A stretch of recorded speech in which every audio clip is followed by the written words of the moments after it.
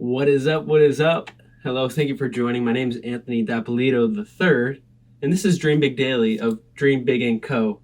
Hayden Humphrey is the amazing guest we have on this episode today, and Hayden is a good energy person. You feel it. I felt it in this episode.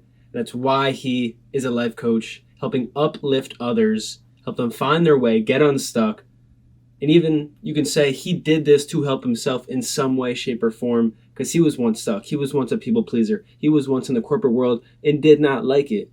And now he's elevated above the clouds and helping look down, help other people, and pull them up to be the best selves, the best person they can possibly become, having his own coaching company.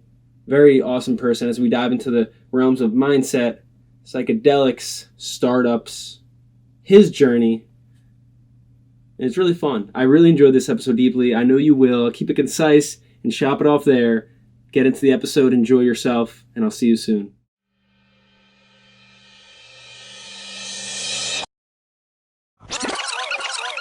I have a dream. It's one small step for man. I am the greatest. You want something, go get it. Period. Yeah, but Hayden, thank you for coming on, man. It's cool the dots that were connected to get us here. I know Next Gen is a great company. We'll talk about them at some point, but appreciate you coming on, man. Absolutely, man. I'm really excited to be here. Yeah, and as we were talking pre hitting the recording button, Chicago Love is in the background for those listening only. You're from Chicago, great city, but you grew up in Ohio. I'd love for you to shine some light on your growing up, and we can dive into different parts of your upbringing and how that influenced where you're at now. Yeah, cool, man. What a cool question to start with. So I'm from Columbus area originally. I grew up in a very small suburb of Columbus called Bexley, Ohio. And let's see, if I had to describe my childhood, I was very lucky in the house that I grew up in the city that I grew up in. I grew up very privileged. Like we did not have any wants or did not like struggle for anything. And it was predominantly a white upper middle class suburb, which has been interesting, to even notice now, like just given everything that's been going on this year, to start to like do my own work around how that, my upbringing might have given me perspectives and biases that I haven't addressed. And that might be getting in the way of, me being the most loving, connected, open, understanding professional in person that I can be. But even more specifically, like inside my house, what I can say about it is that like my role growing up was I was the mediator. So I had, two other people in my family, right? I had my sister and my dad who both have very large personalities. And so my job was basically to be as small as possible and to keep the peace. And I got really good, and I just realized this the other day, I got really good at reading group dynamics. Like I got really good at when I'm in a group, I can tell when the energy is starting to shift in like a potentially confrontational direction. And I'm really good at being able to interrupt it. Because like that was what I had to do when I was growing up, was like, that was my job, was to keep the peace and to keep everyone happy. When I was way younger, I was super just didn't have very high self-esteem. I was very introverted, played a lot of video games, up until like the beginning of my high school experience. And then when I joined, when I started high school, I joined the swim team, which changed my life in a lot of ways because I ended up, it's a much longer story, but I basically at the end of it ended up going to States, which was this huge thing for me. And, I'd put my mind to it a couple of years earlier. And so it was this really cool experience of like, hey, if I want something, I can go out and make it happen. And that has really stayed with me, through college, after college, into the stuff that I'm up to now. But yeah, I mean, I think that those are like the highlights, like introverted, cool experience in the swim team. And then like really definitely playing a mediator role in my family. For sure. I'd love to. There's a couple things that stuck out to me, which we'll dive into. But I resonate with the mediator part because I was often in a similar boat because I have a big Italian family, especially living at home, that one we grew up in for 20 years. People were always closely knit. It was a tighter house, so people were always bumping into each other, like literally, figuratively. But I always found myself in the middle, like having to mediate. But the other thing I caught from you is the video game thing. Mhm. Big on video games. Odd question and probably different, Mhm. but what were your video games? What Of were your course. go-tos? Yeah. So let's see. I played both PC and Xbox. Those were the two big Okay. things for me. So like I played a lot of first person shooters. So I played a lot of Halo. I played a lot of Call of Duty on the Xbox when I was in like middle school, high school. Yeah. And then I also played a lot of PC games. So I played a lot of like real time strategy. So stuff like StarCraft or Age of Empires. And then also some first person shooters like Team Fortress 2, and then other random stuff Mhm. like, what's that, Zoo Tycoon, Roller Coaster Tycoon. Like some of they were definitely out of the scope of like what I could handle at that point in my life, but there was something that's like really gratifying about learning to play a more like strategic game like that. So I would say Exactly. those are two things, like the strategy games and then first person shooters. Those were definitely two big ones for me. Yeah, and it's interesting too because everyone I know of who's really good at and has a high level of self-awareness usually played some aspect of Mm, video games when they were younger. Because I mhm. had a friend too who wrote a thesis in college on how video games cultivate empathy. Although you might never Cool. think that. Do you? I would love to get your perspective on how that indirectly helped with your group dynamic. Because yes, the mediator thing is probably 100% or 90% of Mhm, it, but like the video games mhm. maybe allowed you to know yourself better, which then allowed you to know others better. Because I always think it starts with you knowing yourself to then know others. So you probably had Yeah. to really adapt early on to yourself, which then you're just now creating this nice ripple effect to do that with others. Totally. Yeah, it's really interesting. I never really thought about connecting those two, but given what I said earlier, I mean, I was more introverted anyways as a kid. Like Mm, for me, it was all about like I was just alone a lot. Like I just read a lot. I read a lot of comic books. I read a lot of nice.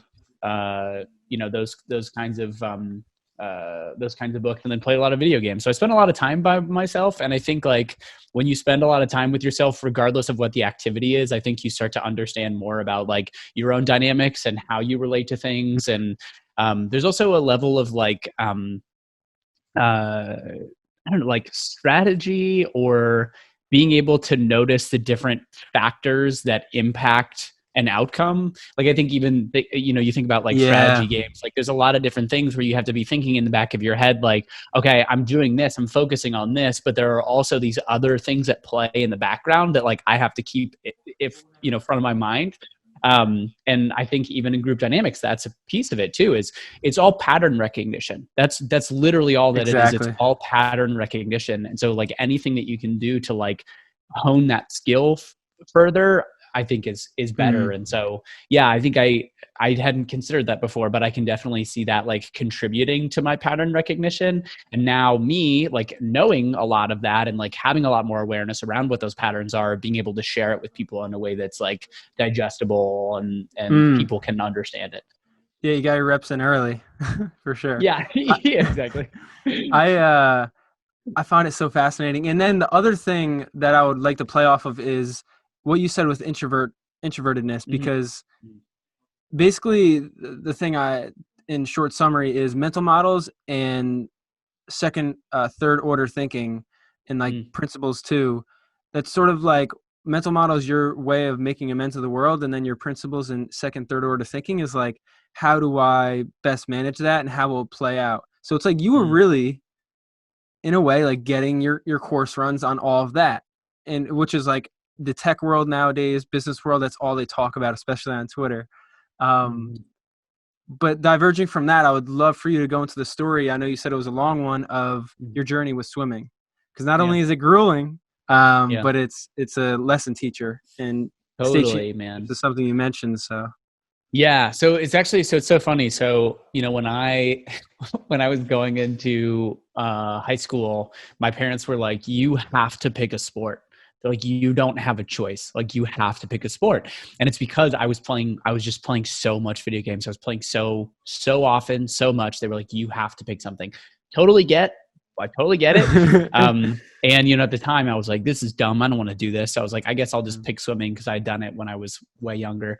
And so like for the first 2 years, it was like, I sort of took it seriously. It was more, I felt like I just kind of had to be there, and, I did all right. I did okay. And then when I got to my junior year, something just kind of clicked for me. I think maybe, I was 16. So, maybe just at that point in like my maturation and like growing up, I just kind of got to this point where I was like, I'm ready for a different experience. Like I'm ready for something different. I'm ready for like,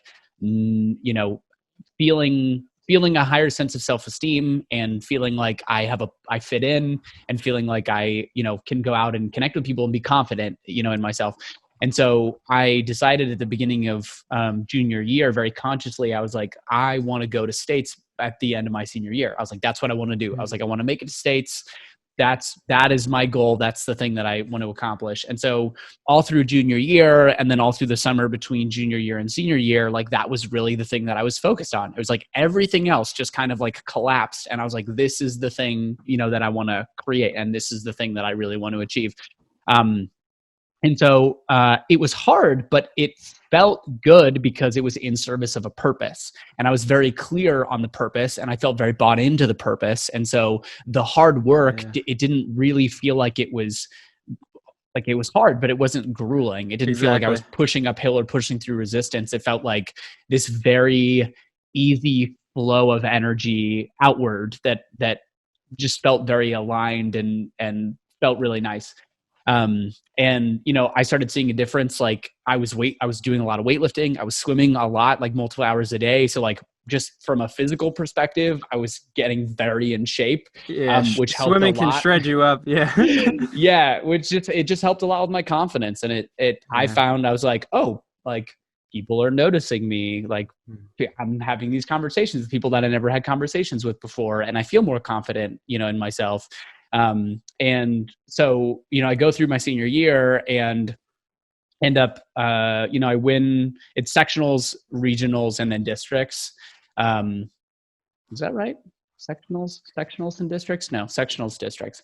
So I won sectionals, go to districts, win districts, which was super cool. Like hands down, one of the best days of my life thus far. It's just so exciting to like have everything kind of like all work out there. And so then because I won districts, then I had an automatic placement in states, which was like the whole thing. That was my whole thing. And the funny part about it is like, even when I got to states, I was like, yeah, I'm going to try, but I was like, this is the thing. I was like, I've already done it. I've already done the thing that, that I set out to do.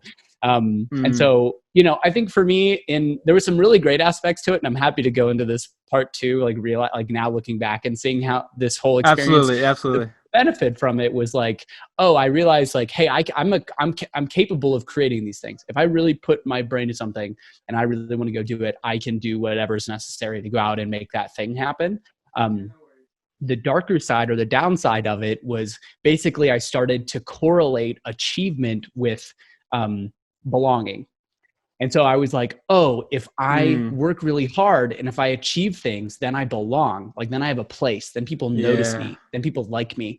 And so that was then the thing that I doubled down on in college, in the couple of years of my career after college, was this sense of like, I just have to achieve. That's why I do anything, is I'm working, I'm achieving, I'm accomplishing, because that's the way that I saw to fit in, or that's what I thought brought me the belonging. So yeah, happy to talk more about that too. But just from like a holistic perspective, that was kind of the experience for me, was the upside of, being able to set my mind to something, and then the downside of having it then be like, oh, this is how I belong, or this is how I fit in. I would love for you to talk about it, because it's not only a powerful tool to reflect, but to then understand.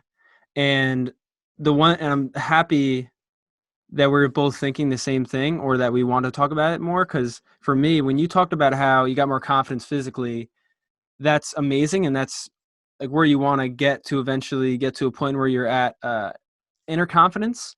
But the one thing on my mind was like, and this can relate to the part two of you talking about the journey and reflecting in hindsight, how did you achieve some more stillness to be like, yes, this is cool and important, but it's not fully me. Like, I don't want to have that be my identity, because then that's sort of like an external attachment, you know? Yeah.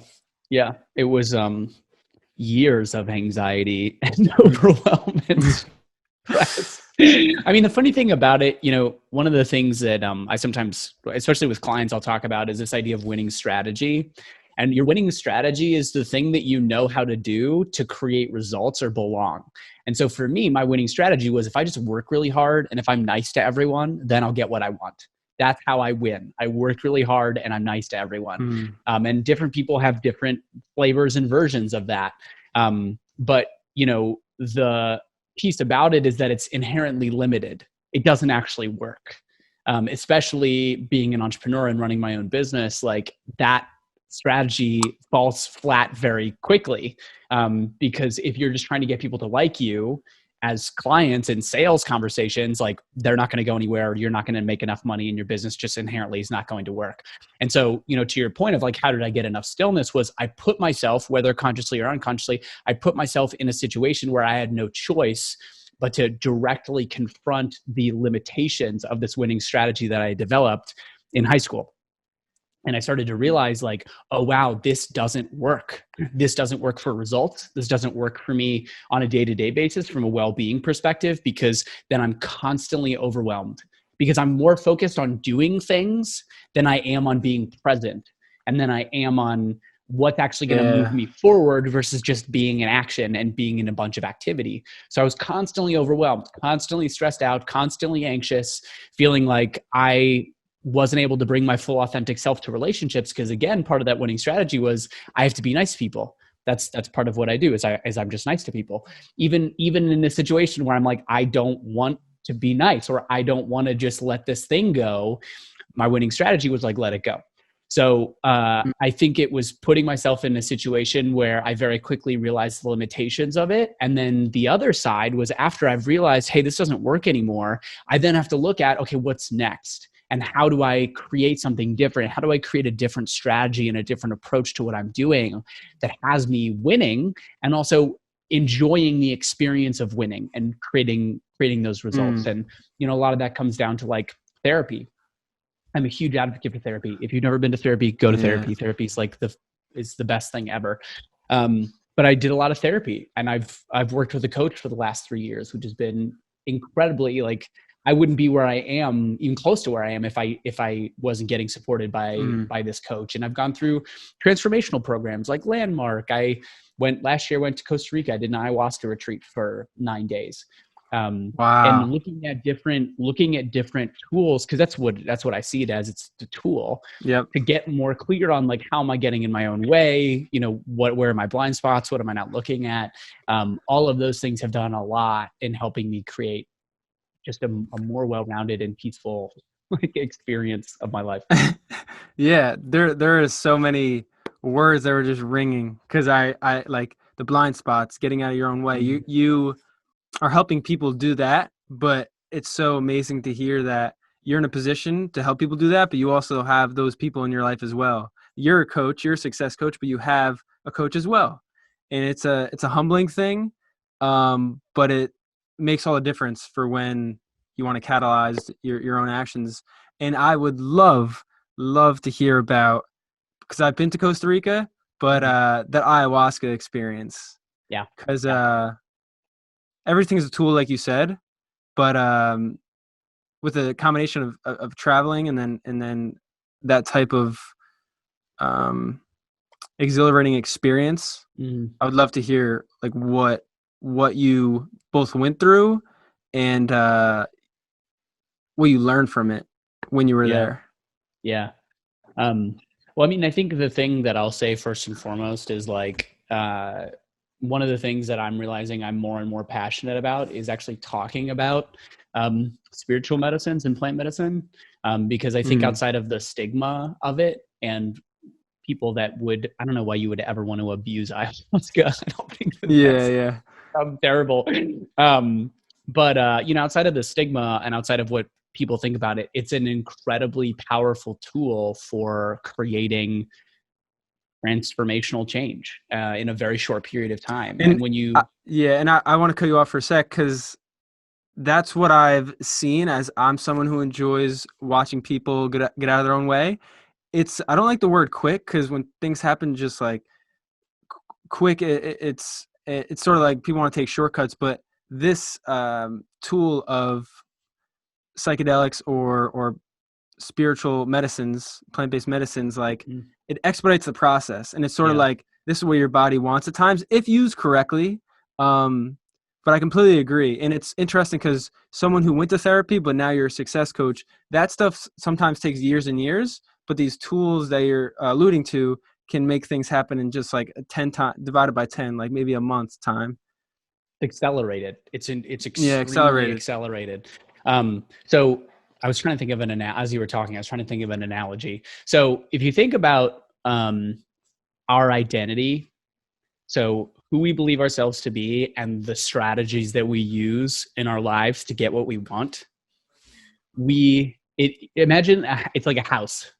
Like you're building this house, and this is the house of your identity, and all of your patterns and strategies and motivations and how you get what you want is all built into the house. And what we know is that for a lot of people, the way that they learned to build the house was a way that is not the healthiest. So it's the scripts and the stories that you were given as a child, as you grew up, about who you are and how the world works and how to relate to yourself, that aren't the healthiest. So for example, even we were talking about this mediator role, playing the mediator role in all areas of your life all the time is limited. It's limited. You will not have the fullest, most expressed version of yourself or your life if all you're doing is playing the mediator. And everyone has a flavor of that. Everyone has a version of that they picked up as they were a kid. So when you're a kid, you learn how to build this house. And for most people, the house remains the same pretty much throughout the entirety of their life. So the structure of their identity and their strategy remains the same. With something like therapy, you can start to go in and pick out these different pieces of the house that you might want to change. And you're like, oh, I'd like to change this, and I'd like to change this. And so slowly over time, the house changes, your identity changes, your strategies change, but it just takes a much longer period of time. What I would say about something like spiritual medicine, or like ayahuasca or psilocybin or any of those, is basically what you're doing is you're picking up the entire house and you're starting over in a sense, in a lot of ways. Like you're literally shaking up how the house is built, which is scary, and it can be a confronting experience. But what it means is that in a much shorter period of time, you can completely redesign and reinvent how the house is built, so that when the house is done, it's much more aligned with who you are, who you want to be, and how you want to live your life. The foundation's just upended for the better. For the better. For the better. Exactly. Yeah. And the thing to realize is that, like, and this is what I'm realizing more and more too, is like the house is not you. The house is not your value as a person. Like your value as a human being and your value as a person is outside of the house. The house is just simply a representation and a collection of tools and patterns and strategies that you use to navigate life. But your value as a person and your worthiness as a person and your deserving as a person have nothing to do with the house. That's a completely different conversation. Absolutely. I love that. And to that point, and since it's so beneficial, now that you see it as so, obviously after your experience, what was that experience like? Because it was in Costa Rica, right? Yeah, it was in Costa Rica. Yeah. Okay. So it was 9 days. So it was four ceremonies with two shamans that I had met through a mutual friend. And it's really interesting. I think it was really cool from an outsider's perspective, just to watch the ritual of it and to like understand the dynamics that were at play there. But we basically did 4 ceremonies over the course of 9 days. So you do a ceremony day, and then you do a rest day, and then a ceremony day and a rest day. And to be totally honest with you, like the first 3 ceremonies, like not much happened. Didn't feel like much happened. But this is also like, in talking with the shamans afterwards, they were like, the medicine works in the background. So, apparently it's taking care of things that you're not even like consciously aware of. Like it's just clearing some stuff out. And then the last ceremony was really cool, pretty intense. So for those who are unfamiliar with ayahuasca, the core of it is DMT at the core. And so, for me, it was an experience of like I went in with the intention of what do I need to hear about intimacy. That was like that was the question, the intention that I went in with. And I was basically looking for what what the medicine wanted to tell me about intimacy. And what I saw, it was really cool. Actually, it was a lot of like, visuals of like opening, like things opening above me. And at one point, like I was in a tent and I was like struggling really hard to get out of this tent, and I couldn't get out of this tent. And then finally I ripped the tent open, and it's like this very intense feeling of energy and feeling connected. And that's what you visualized when you were okay. Yeah, exactly. And so, afterwards, after it was all over and I was like kind of digesting and integrating the experience, like really what I realized was, that's what it needed to tell me about intimacy, was how much I've been guarded, like how much I close myself off and how much I don't open myself up and actually like let people understand and see what's going on. And I just started seeing somebody at the time. And so it was cool because I noticed exactly where that came up in this relationship that I was building with this person, and was able to like have that very direct conversation with them and share about the experience. And so that was really cool from an intimacy perspective. And, also just realizing after the whole experience was over, like how much more play I need in my life and how much more rest I need in my life and not like working constantly all the time. But yeah, man, it was definitely an interesting experience. I think that if people removed the stigma from it, a lot more people would be open and willing to try it, which is part of like why I'm even talking about it. Cause I do think it's a really powerful, option and opportunity. It's healing. And that's what I care about, is people healing and people having opportunities to heal in a way that lets them live more of their lives in a way that's authentic and connected and open. And I see this as an avenue to do that. Yeah. And it's nice that it's slowly the needles being pushed forward, that it's that, before obviously due to the ages within 70s, 80s, 90s and like governmental regulation, like other things. It's nice to see it's emerging again. Someone I really enjoy listening to about it is Tim Ferriss. I'm sure you hear about him, his contributions to it, investments in it. I watched a great documentary called The Fantastic Fungi. Have you ever seen it? Yeah. I just watched it the other day. It's no amazing. way. Unbelievable, man. I would have never thought that was the case. Yeah. And so with that being said, when did that happen and when did you do that? Was it prior to really starting to forge this journey of being a success coach, or was it during, or was it more so after? Was it recently? It was during. So this was last year in August of 2019. I started training as a coach at the beginning of 2018. So I went through a year-long certification program, all of 2018 into early 2019. I'm still affiliated with the program now. So I work on the leadership team. So I help produce the program and then train the new coaches that are going through the program. But this was at the end of last year, and it just kind of felt like the right time to do it. I mean, there wasn't anything specific. Like someone asked me if I would be interested. And I think just with where I was at, I was like, sure, that sounds cool. I've like been, thinking about doing that at some point anyway. So, decided to do that. Yeah. And did you see a difference when you got back in your coaching style and how you approach things? Because I'm sure like when you're more aware of it, you're more able to pinpoint when it emerges in your life. So, right, if you were to be guarded at times before, you might have not been as able to pick it out.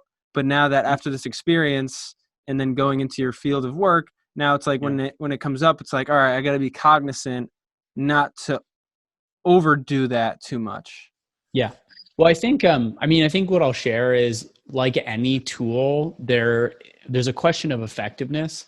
And I think with plant-based medicines, it's not necessarily like a one and done. It's not necessarily like, oh, you go do it and then, your problems are solved or you're fixed or whatever it is. So, I mean, there were insights that I definitely took from the experience, and even just the act of, going through that experience and like surrendering to that experience in and of itself was a big deal. Like that was a breakthrough for me. That was new for me. Like, hey, I'm willing to go through this kind of experience in service of creating something different and healing and, learning more about myself or, whatever it is. So, I mean, there were definitely pieces that felt different when I came back. Like I mentioned, just more fully understanding the need that I had for rest and for play, Huge. practicing and learning and learning more about how to like open myself up and create more, intimacy with people.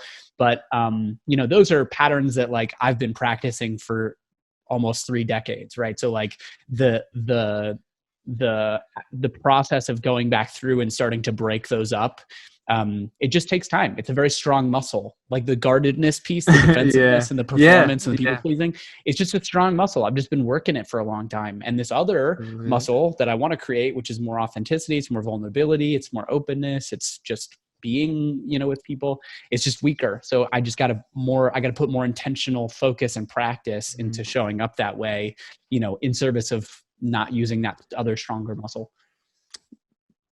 That's great. That's great. It comes down to the repetition, as we talked before, but habits too. I absolutely love that. And one thing a quote I saw the other day that I would love to bring up, it says, learn from the mistakes of others. You can't live long enough to make them all yourself. And it was anonymous, but to that point, I wanted to ask you about some bigger failures you've had with coaching so far, because I know there's probably a ton of people listening who want to get into that stuff or even need help with it in their own way. So I'd be curious as to what bumps you had. Yeah. I mean, I think the biggest one that comes to mind is for the first year and a half of my practice as a coach, the majority of people that hired me ended up firing me early or left the relationship early. And I, at the time, made it mean a lot of things about me and was like, man, like how much of a fuck up am I that like this is happening, and et cetera, et cetera. It was playing on all of the stories that I have about myself and about my value and worth as a coach. But what I started to realize was if I look past the story and I just look at like, hey, what's there to be learned in this situation? The thing that was really powerful was realizing that, part of what we were talking about earlier, this mediator piece, I think has played a lot into my people pleasing and a lot into my sense of I need to make other people happy. That's like my first thing. Again, winning strategy, be nice to other people, make other people like me. That's a big piece. And as a coach, those conflict, because my job is to tell you the thing that might piss you off or the thing that no one else is going to tell you. And so if I'm looking at like, oh, I don't want to mess up my relationship with this person, or I want to keep it positive or whatever it is, you're not going to get what you came for. Yeah. You're just not going to get the kind of change. You're not going to get the feedback. You're not going to get the level of coaching that you need to go out and create the things that you want. It's not going to be as effective. And so really that was the thing that I took from that experience. Looking back at all these people who'd completed it early, was realizing like, I have not brought my authentic self into these relationships. I've been performing coaching and I've been asking the right questions and I've been doing all of the skills and all the things that I learned to do in my coaches training program, but I'm not bringing my full self. I'm not bringing my vulnerability. I'm not bringing my boldness. I'm not bringing my true curiosity. I'm not bringing my willingness to like say the thing that I'm thinking when you're telling me something, but I'm afraid of how you're going to take it. So I just don't say anything, And so that's been a huge learning experience for me. And I really think in a lot of ways, like that's the thing that's helped me to just completely transform and up level my coaching and the level at which I can serve people and be of service to people. Because now when I get on the phone, I'm like, I don't really care if you like me or not. That's not really the intention, right? Like the intention is that I love everyone that I work with and I just love people generally. So everything that I'm sharing is with the intention of supporting you in seeing something that you might not be seeing, or supporting you in getting out of your own way. And like, because I'm clear that the intention is always kind, I can be responsible for the impact and I can clean up the impact if it lands with you in a way that, feels disempowering or whatever. Yeah. Yeah. To frack a little bit deeper on that, how do you, when you approach that, because it's so true, it's so spot on, read people so that it's shown that this will improve them, but this isn't like their self-worth. This isn't this isn't a knock on you. It's just a knock on what you need to improve with your values or your behaviors. Yeah. Well, so a couple things that I'll share. One is you have to be coachable. Not everyone is coachable. Some people think that they're coachable and they're not coachable, because you have to be willing to take a look at what I'm giving you and honestly assess and try it on and be like, oh, does this make sense for me? But some people are like, oh yeah, I want coaching. And then they'll get feedback from their coach and they're like, well, that's not right. Or you don't know what you're talking about, or they'll get defensive or whatever it is. Like, you're not coaching and you're not going to see any value from it because you're not actually willing to take the look in the first place. The second piece is trust. So, and this isn't a strategy. I can't tell you exactly how to do this, but like, trust is a really important part of the conversation. So when I show up to a conversation with someone, I have to be very clear about the expectations and the boundaries of the container, the conversational container, so to speak. And when I show up, I have to have this person feel and understand that I have only their best interest in mind. I'm not gonna lie to them. I'm not gonna tell them things that they just want to hear. I'm not gonna try and like finagle them into doing something that they don't want to do. Like, I have to be very clear in showing my intentions so that you trust me. And if you trust me, then you're more willing to look at the things that I give you, and you're more able to hear when I give you a reflection, like, oh, okay, I see where you're pointing. The third thing is what I would call it's like a co-created agreement.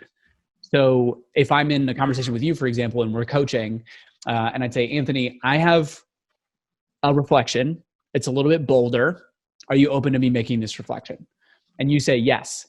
We've now co-created this agreement where I'm going to tell you this thing that's a little bit bold and it might piss you off, but you agreed to it. You said, yes, I'm open to hearing what you have to say. And so it might still upset you, but it's not just me like being in a conversation with you and just making reflections at you, because no one likes to be told what to do. No one likes to get unsolicited feedback. So I basically get your agreement. I get your buy-in for me to make this reflection and to give you this feedback, and you're more likely to hear it. Got it. That's good. That's a nice step-by-step. And I know in one of the things I saw on your site, it's like structure and strategy is a big part of things. And I think about like branding on the media agency side, like you always want to start with the story and the strategy, and then the strategy helps create the content. And that's like sort of on your end, that's the driver to everything. But I love that so much. And as of now, you've been in coaching for a couple of years now. How is it, especially this year?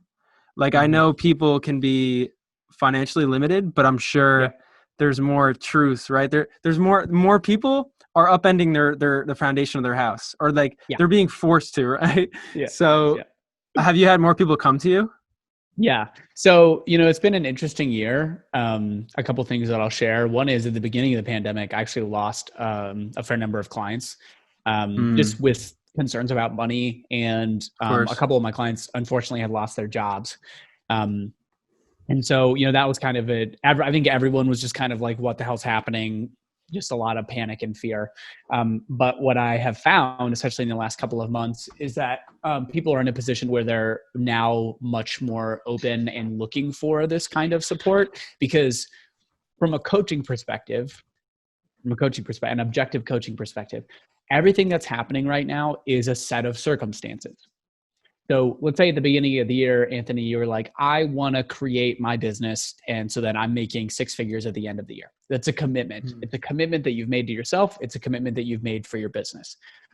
Everything else is a circumstance. So this pandemic happens, this election happens at the end of the year, et cetera, et cetera. It's a circumstance. It's something that has happened that you now have to navigate, but you're able to navigate it in service of this larger commitment that you have. It doesn't change the commitment. It just changes the circumstances that you now have to deal with, or that you have to navigate around. Yeah, the variables change. You just got to adjust. Yeah. But the commitment's the same. The commitment is ultimately the same at the end of the day. And so, what I'm finding is that's a powerful conversation to bring to people, because what tends to happen in these kinds of situations is that people get very swept away with the circumstances. And that's not to say, and I want to be super clear, that I totally understand the real impact, like the real impact of what has happened. And it's easier for me to say, right, because I wasn't working in the service industry. I didn't lose my job. I don't have a family. I don't fortunately, I don't know anyone that was like health-wise, affected by the pandemic and that sort of thing. So I totally get that there's a very real side to this. Mm-hmm. At the same time, I do think that it's valuable to have someone or a set of people inviting everyone into a conversation about how we could relate to this differently and how this could go differently. Because what I care about, and the coaches that I work with, everyone else that I work with who's a coach, like what we care about is you getting what you want, regardless of what happens, regardless of the circumstances.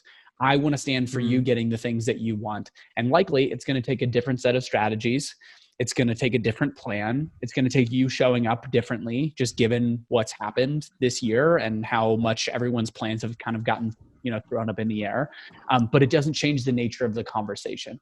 It doesn't change the nature of this conversation around circumstances versus commitments. And how do I still continue to stand for my clients in their commitments, the things that they want to create, and hold a vision for everyone of how this could go differently, or how we could show up differently, or how we could relate to it differently. Because there's what happens, and then there's how we relate to it. And how we relate to it is the only thing that we can control. And if we can actively work to shift our relationship with it into something that's more empowering and something that's more optimistic, something that's more loving, something that's more compassionate, like that's a win, regardless of what the thing is. For sure. That last point of hopefully it really penetrates people is the love and self-love part of it.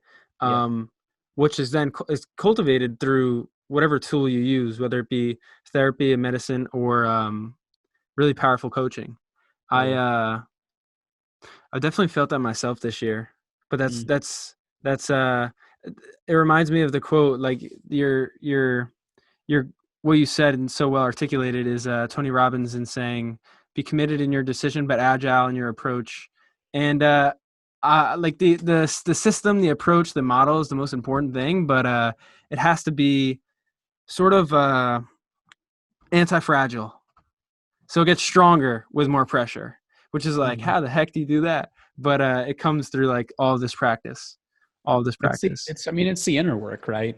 And even what we were talking about at the very beginning, my experience growing up in a predominantly white suburb and a predominantly white population, and just being very white and being a white privileged male, right? Totally different dynamic than a lot of people are having, than a lot of minorities are having, than a lot of Black people are having. So it's like this conversation about how do I continue to educate myself around how I can do better. And I think that there's this conversation around what you mentioned around self-love, that like regardless of circumstances, or regardless of who you are or where you came from, I think it's an important conversation. And I think that there's value to be had in taking a look at like, hey, where are we not being loving to ourselves? How are we being in relationship with ourselves? Because us and ourselves is a relationship just like any other. Like I just tweeted about this the other day, where I was talking about like, if you looked at your relationship with yourself and actually assessed it and looked at like, are you listening? Do you trust this person?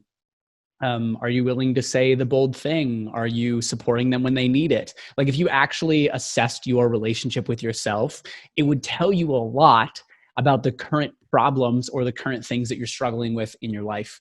Because I think that for a lot of us, we don't look at our relationship with ourselves as something that's, well, we might not even realize that it's a thing. And we might not actively put any time or energy or attention into it. And you said it beautifully earlier when you were talking about how, every other relationship that we have, the depth of that relationship is correlated or close to the depth of the relationship that we have with ourselves.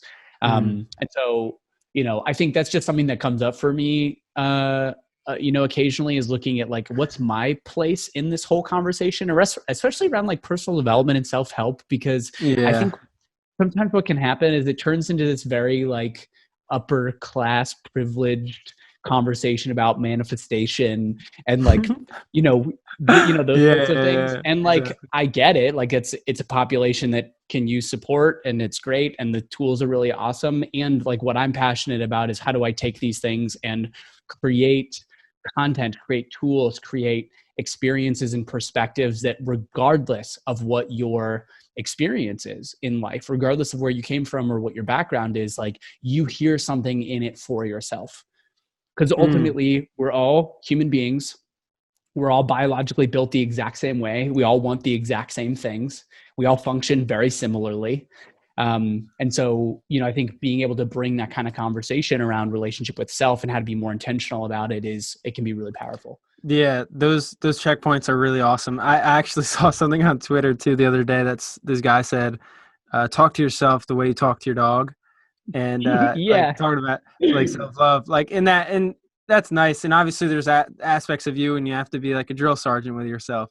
And when you should do that is when you give yourself feedback, like be kind, but don't judge. I think when people do that, they too quickly judge that thought. Yep.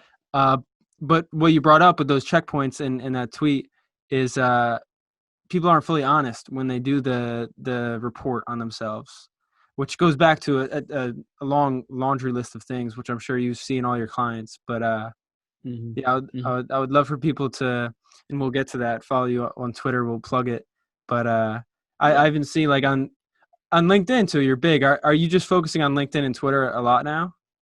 I'm just like trying to show up where I already have an audience and where I feel called to show up. And so I've been doing a lot of Yeah. Instagram content recently. So it's so funny Nice. because what I'm realizing on Instagram is part of my strategy on Instagram is to create really shareable content. Cause it just like, I realize I look at my stories and I'm like, I'm sharing stuff from people all the time. I'm like, why? I want to create more stuff like that. Yeah, Like I yeah, want to yeah. create, It's true. shareable content and, get it in front of more people. Because I think the message is important. So a lot of what I've been doing is like tweeting and then just like screenshotting my tweets and putting it on Instagram as like its own post, and then elaborating a little bit more in the comments. Yeah. And so that's been really great because I think especially with something like Instagram, I feel like I can show up a little bit more authentically, like with stories and just like in the moment, like, oh, hey, here's what I'm thinking about right now. I'm just gonna like create a story about it. And Mm. then, LinkedIn is like, I mean, I used to work at LinkedIn. I already had a pretty sizable network before I left. And then I'd say in the last year, I've started publishing really consistently. In the last like 3 months, I've been publishing pretty much every day. Mm. And it's really great. I mean, I talk a lot about LinkedIn because it's a white It's a space, I great think, for tool. entrepreneurs. Yeah, and like there are very few people who are publishing consistently. It is a tiny percentage of people on LinkedIn who are publishing consistently. And I can't tell you the number of people when I get reconnected with them after a while or we're networking or whatever, and they'll tell me, they're like, dude, every time I log onto LinkedIn, you're always at the top of my feed. Like I always see your content or whatever. And it's because no one else is posting. No one else is Mm. publishing. So it's like every time I publish, the majority of the people in my network, like I'm one of the few people publishing consistently. And so like I'm going to be seen at the top of their feed. But it's been great. I mean, I've gotten 50% of my business in the last 3 years from Wow, LinkedIn. So it's been really powerful. that's great. Yeah, I totally forgot that you had the experience at LinkedIn. You were there for like a year and 3 months, 6 months, and Yeah, it was a little over a year and a half. yeah, that's interesting. And that was in the West Coast. Yeah. So when I first graduated college, I moved to San Francisco and I worked at a startup for about 8 months. It's called Sumo Logic. I Okay. left that company after 8 months, and then I joined LinkedIn as part of a rotational program called the Business Leadership Program, and that was at the beginning of 2016. And that I was working out of like the Sunnyvale / Mountain View offices in California, and then I moved to Chicago in October of 2016 as part of the rotational program for a business development role, and I was there again for about another 8 months before I left and Yeah, and that's where went off on my own. you talk about the not wanting to be in the cog as much, and where you Yeah. broke off. Yeah, yeah. Exactly. Yeah, that was exactly. I missed my quota at the beginning of 2017, and I was like, "No, I'm good. Yeah, I don't want to do exactly. this anymore." Yeah. Yeah. I before we get to saying where people can follow you and wrapping Yeah. it in full, I wanted to ask you, as we always end, I'm super fascinated too. You have like a sound energy, you have a sound mind because of everything you've went through. What are some places you want to be come a couple years? Like who is the individual you want to be to then help others? Because I don't want to say what do you want to accomplish. Like it's rather Yeah. who, because then that'll come from what you are, who you are. So I Yeah, just wanted to man. leave that there. And then Yeah. thereafter, if there's anything else you want to bring up, I'll leave the floor for you. Cool. Thanks, dude. I love this question. Yeah. This is the style of coaching that I'm trained in is an ontological approach to coaching, which is it's based in ontology, which is the study or the science of being. You can think of Wow. being as doing from a place of. So, when you show up and you're asking yourself, do I want to be fear about this decision and make a decision from fear? Or do I want to be connection? Do I want to be heart? Do I want to be trust? And if I show up as trust, how does that change the nature of my decisions? How does that change the nature of what's possible for me or the opportunities that I have to move forward? And so I love this question because I was like, this is the exact work that I do with people. It's all around being. It's who do you want to be in your life? Like, what does that make possible for you? How would that change things? Because in the moment, you always have the opportunity to decide how you want to show up and who you want to be. And I find that that's a much more powerful conversation to have than the what conversation or the strategy conversation or, the doing piece of it. Mm. And so, yeah, man, it's so funny. It's like the first word that comes up for me is fully expressed. And that has been, it's been a constant conversation for me my entire life, but I feel like I'm now in this position where I have enough of the pieces in place to really look at, man, what does it look like to create a business, to create a life, to create a set of relationships, to create an environment that I live in that is a very direct reflection of who I am at the core. Like all the different facets of my personality and all the different facets of who I am as a person, how can I express those in how I show up in the world? So the content that I do online, the videos that I put together, what I wear, how I sound, what I look like. I'm like, I want to get more. I think at one point I was like, I think I'd like to do like a sleeve. So like more Nice. tattoos, because that just sounds exciting. And I'm like, that just sounds like Yeah. something that I would want to do. So fully expressed, I think is really part of the reason why I say fully expressed too, is because one of the things that's really important to me is creating a clearing and creating a space for people to be able to do their own inner work and to start to actually take on the journey and the process of healing. That's what's important to me, is having people come home to themselves in a way that's really meaningful and loving and powerful. Because so much of this conversation, like we mentioned earlier, centers around this idea of scripts. It's breaking up the script.